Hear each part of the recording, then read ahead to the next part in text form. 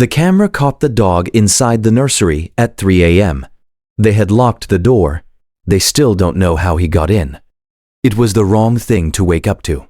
Nadia and Dev Patel had installed the nursery camera 2 weeks after bringing their son home, less out of anxiety and more out of the particular modern parent compulsion to have eyes on everything. The monitor showed the crib. It showed the mobile.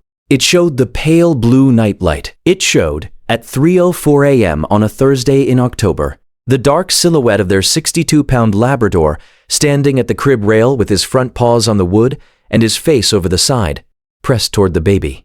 Dev saw it first. He was out of the bed and down the hallway in the time it takes to say the word no and not finish it. The nursery door was closed. He opened it. Duke was inside, both paws on the crib rail, muzzle over the side, his face 6 inches from 4-month-old Aryan's face. Inhaling, slow, deliberate. His tail was not wagging. His body was not relaxed. Every muscle was in the direction of the baby. Dev grabbed his collar and pulled him back. Duke sat. He looked at Aryan. He did not look at Dev. Dev checked the baby. Aryan was breathing. Eyes closed. Color normal, or close to it. Dev stood in the nursery for a moment and tried to make what he was seeing fit into a category. Then he carried Duke to the back bedroom, closed the door, and went back to bed. He told Nadia in the morning. She is a family medicine physician with 12 years of outpatient clinical experience. She said, "Lab separation anxiety. He was probably scratching and worked the latch. We need a childproof cover for the handle." They ordered one that day. They installed it that evening. They went to sleep at 10:30. At 2:51 a.m., the baby monitor showed Duke. The handle cover was still intact. The door was still closed. Duke was inside. Nadia sat up in bed looking at the monitor screen. She looked at it for 4 seconds. Then she went down the hallway. The door was closed. The handle cover was on. She opened it. Duke was at the crib with his paws on the rail, face pressed through the slats toward Aryan, inhaling. His eyes moved to her and then moved back to the baby. She checked Aryan. He was breathing color slightly off in a way she might have attributed to the nightlight if she hadn't been a physician looking carefully at a baby at 3 a.m. with a 100-pound dog refusing to step back.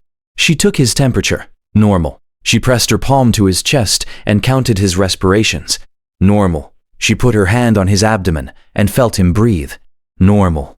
She stood at the crib for 3 minutes, running her clinical checklist through an infant who presented as asleep and well and made no obvious case for intervention.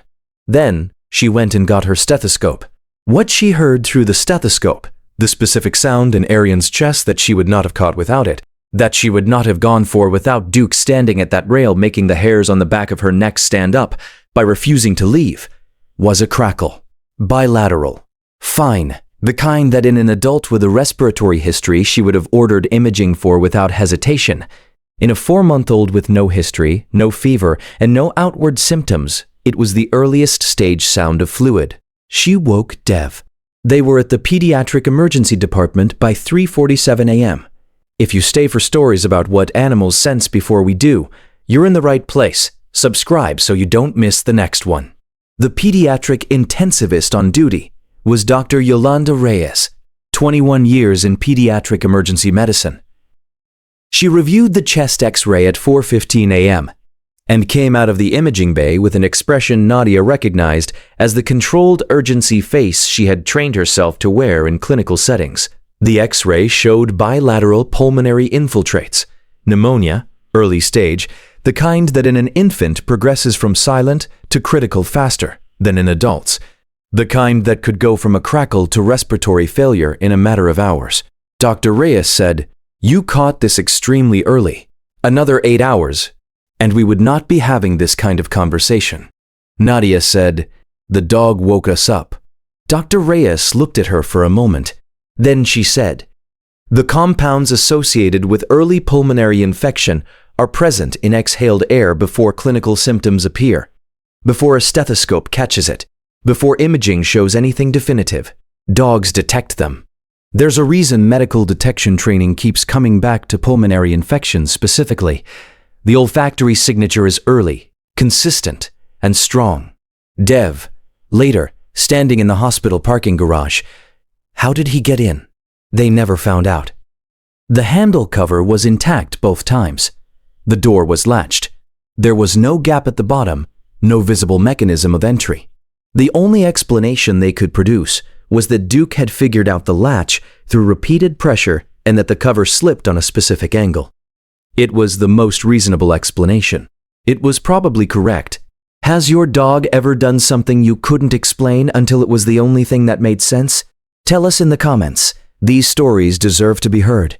Aryan came home 5 days later, small pink cheeks, lungs clear, wearing a onesie printed with elephants that his grandmother had brought to the hospital.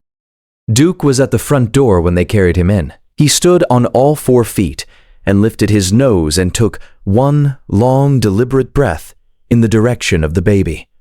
Then he sat down. He exhaled. He walked to the living room, lay down on his mat, and did not look at the nursery doorway again that night. Every guardian deserves to be recognized, even the ones who never asked for anything in return. If these stories matter to you, subscribe so you never miss the next one.